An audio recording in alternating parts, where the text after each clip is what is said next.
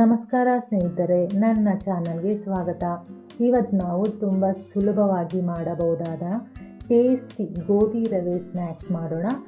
Tea coffee ಜೊತೆ ತಿನ್ನೋದಕ್ಕೆ ತುಂಬ ಚೆನ್ನಾಗಿರುತ್ತೆ. ಹೇಗೆ ಮಾಡೋದು ಅಂತ ನೋಡೋಣ. ಮೊದಲಿಗೆ ನಾನು ಒಂದು ಬೌಲ್ಗೆ ಅರ್ಧ ಕಪ್ ಆಗುವಷ್ಟು ರವೆನ ಹಾಕೋತಾ ಇದ್ದೀನಿ. ಸಣ್ಣ ರವೆ ಆದರೂ ಆಗ್ಬೋದು, ಚಿರೋಟಿ ರವೆ ಆದರೂ ಆಗ್ಬೋದು. 1 ಕಪ್ ಗೋಧಿ ಹಿಟ್ಟು ತೊಗೊಂಡಿದ್ದೀನಿ. 1 ಸ್ಪೂನ್ ಬಿಳಿ ಎಳ್ಳು, 1 ಸ್ಪೂನ್ ಚಿಲ್ಲಿ ಫ್ಲೇಕ್ಸ್, 1 ಸ್ಪೂನ್ ಆರಿಗ್ಯಾನೋ, ರುಚಿಗೆ ತಕ್ಕಷ್ಟು ಉಪ್ಪು, ಸಣ್ಣಗೆ ಹೆಚ್ಚಿರುವಂತಹ ಕೊತ್ತಂಬರಿ ಸೊಪ್ಪು. ಇದನ್ನು ಚೆನ್ನಾಗಿ ಮಿಕ್ಸ್ ಮಾಡಿಕೊಂಡು ಸ್ವಲ್ಪ ನೀರಾಗಿ ಕಲಿಸ್ಕೋಬೇಕು.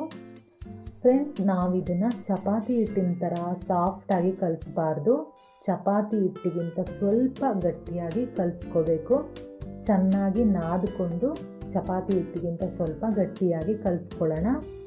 ಇವಾಗ ಇದಕ್ಕೆ ಸ್ವಲ್ಪ ಎಣ್ಣೆ ಕೈಯನ್ನು ಮಾಡಿಕೊಂಡು ಮೇಲೆ ಸವರಿ ಒಂದು ಪ್ಲೇಟನ್ನು ಮುಚ್ಚಿ ಸೈಡಲ್ಲಿ ಇಡೋಣ.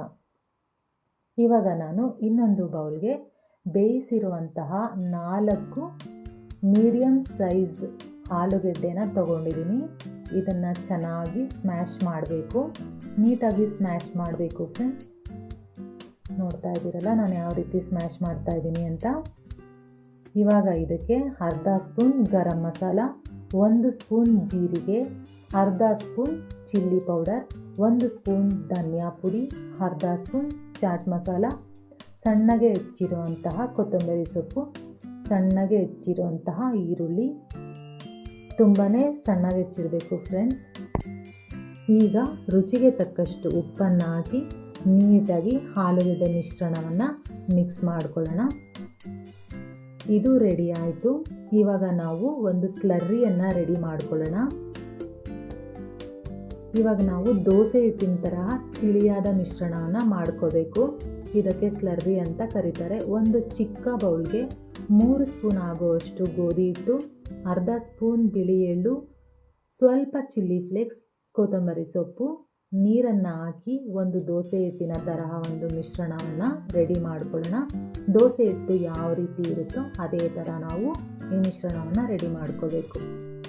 ಇವಾಗ ನಾವು ಮೊದಲು ರೆಡಿ ಮಾಡಿ ಇಟ್ಟಂತಹ ಗೋಧಿ ರವೆ ಹಿಟ್ಟನ್ನು ಚಪಾತಿಗೆ ತಗೋತೀವಲ್ಲ, ಆ ರೀತಿ ಒಂದು ಉಂಡೆಯನ್ನು ಮಾಡಿ ಚಪಾತಿ ತರಹ ನಾವು ಒತ್ಕೊಳ್ಬೇಕು.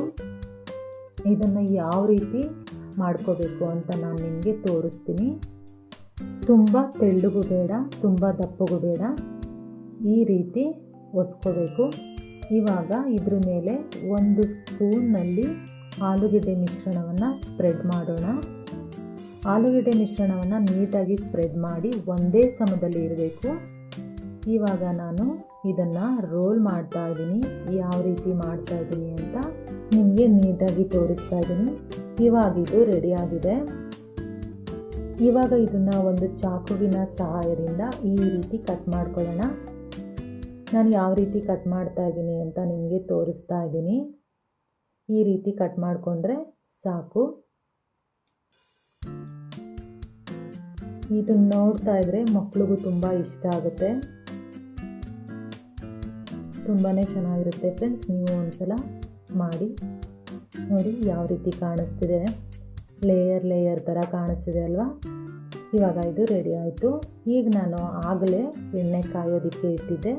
ಈಗ ನಾವು ತಯಾರಿಸಿದ ಗೋಧಿ ರವೆ ಸ್ನ್ಯಾಕ್ಸನ್ನು ನಾವು ದೋಸೆ ಥರ ಮಿಶ್ರಣ ಮಾಡ್ಕೊಂಡಿದ್ವಲ್ಲ, ಅದಕ್ಕೆ ಎದ್ದಿ ಎಣ್ಣೆಗೆ ಹಾಕೊಳ್ಳೋಣ. ಇದು ಗೋಲ್ಡನ್ ಕಲರ್ ಬರೋವರೆಗೂ ಎಣ್ಣೆಯಲ್ಲಿ ಡೀಪ್ ಫ್ರೈ ಮಾಡಬೇಕು. ಈ ರೀತಿ ಫ್ರೆಂಡ್ಸ್, ಇದು ತುಂಬಾ ಸೂಪರ್ ಆಗಿರುತ್ತೆ, ಟೇಸ್ಟಿ ಆಗಿರುತ್ತೆ. ಮಕ್ಕಳು ಸ್ಕೂಲಿಂದ ಬಂದಾಗ ಕೊಡೋದಕ್ಕೆ ಪರ್ಫೆಕ್ಟ್ ಸ್ನ್ಯಾಕ್ಸ್ ಅಂತಲೇ ಹೇಳ್ಬೋದು. ಇದು ಚಿಕ್ಕವರಿಂದ ದೊಡ್ಡವ್ರ ತನಕ ಎಲ್ರಿಗೂ ಇಷ್ಟ ಆಗೋ ಥರ ಸ್ನ್ಯಾಕ್ಸು. ನೋಡಿದ್ರಲ್ಲ ಫ್ರೆಂಡ್ಸ್, ಎಷ್ಟು ಫಟಾಫಟ್ ಅಂತ ಗೋಧಿ ರವೆಯಿಂದ ಒಂದು ಸ್ನ್ಯಾಕ್ಸ್ನ ಮಾಡೋದನ್ನು ತೋರಿಸಿದ್ದೀನಿ. ಮಕ್ಕಳು ಸ್ಕೂಲಿಂದ ಬಂದಮೇಲೆ ನೀವು ಆರಾಮಾಗಿ ಕೊಡ್ಬೋದು, ಟೀ ಜೊತೆಗೆ ಕೂಡ ತಿನ್ಬೋದು. ನಿಮಗೆ ಈ ರೆಸಿಪಿ ಇಷ್ಟ ಆಗಿದೆ ಅಂತ ತಿಳ್ಕೊತೀನಿ. ಈ ವಿಡಿಯೋಗೊಂದು ಲೈಕ್ ಮಾಡಿ, ಶೇರ್ ಮಾಡಿ, ಸಬ್ಸ್ಕ್ರೈಬ್ ಮಾಡೋದನ್ನು ಮರಿಬೇಡಿ. ಧನ್ಯವಾದಗಳು.